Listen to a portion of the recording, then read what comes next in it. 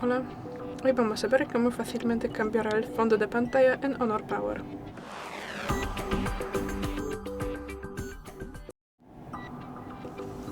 Entramos en los ajustes, luego buscamos la pestaña pantalla principal y estilo y abrimos estilo pantalla de bloqueo.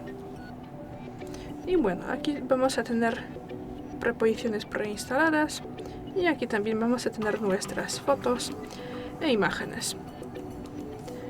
Y bueno, ya la tengo puesta una foto personalizada, pues por esto voy a seleccionar una versión preinstalada. Por ejemplo esta, pues la pulsamos y luego podemos ver aquí su vista previa. Y bueno, y para confirmar pulsamos listo.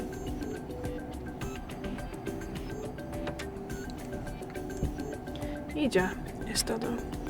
Gracias por el vídeo, déjanos un like y suscríbenos. Hasta luego.